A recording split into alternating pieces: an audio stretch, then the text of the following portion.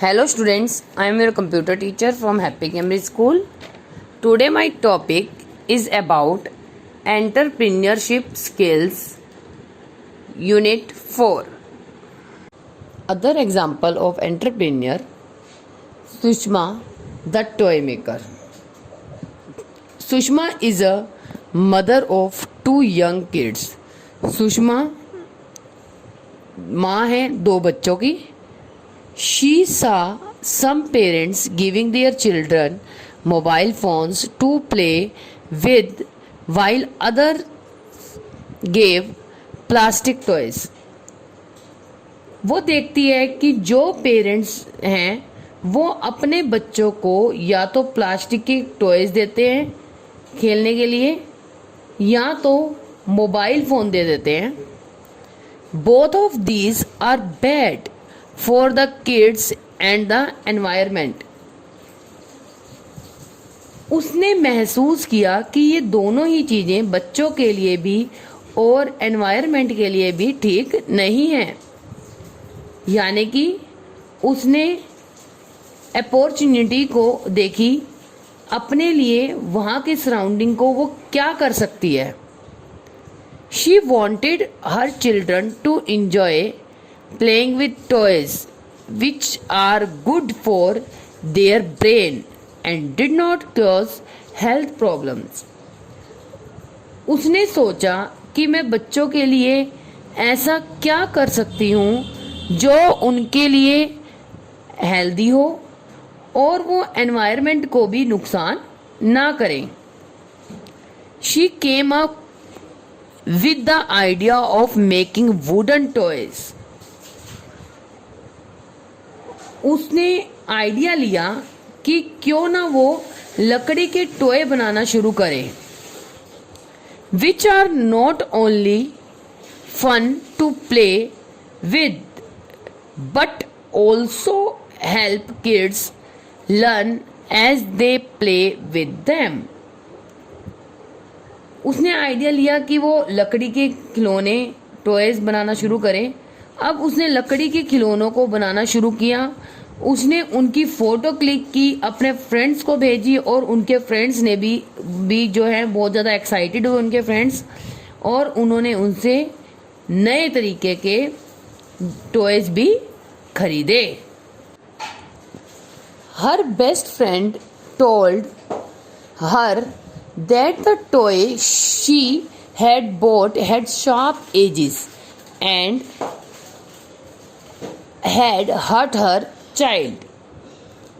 उनके फ्रेंड ने उन्हें बताया कि तुमने जो मुझे खिलौने दिए उन खिलौनों के जो किनारे थे वो बहुत ज़्यादा शार्प थे जिसकी वजह से मेरे बच्चे को चोट भी लगी. Sushma immediately changed the design to soft edges. तो सुषमा ने इमीडिएटली चेंज किए डिज़ाइन पर. उसने अपने खिलौनों के जो एजेस थे उनको सॉफ्ट करना शुरू किया. वेरी फ्यू पीपल बॉट हर प्रोडक्ट्स. लेकिन उसने देखा कि कुछ ही लोग हैं जो उसके प्रोडक्ट खरीदते हैं.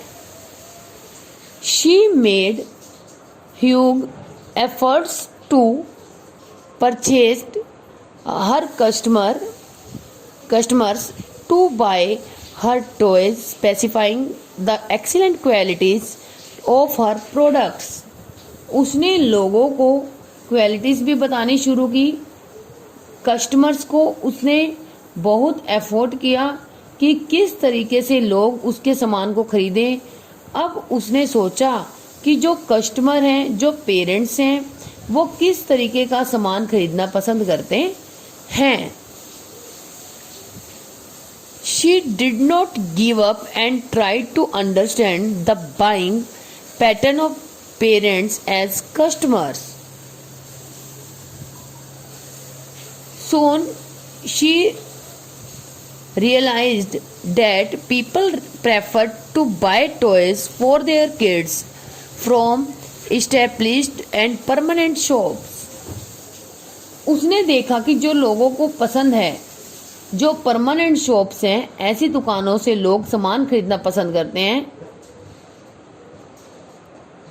She made efforts to partner with different toy shops to sell her products.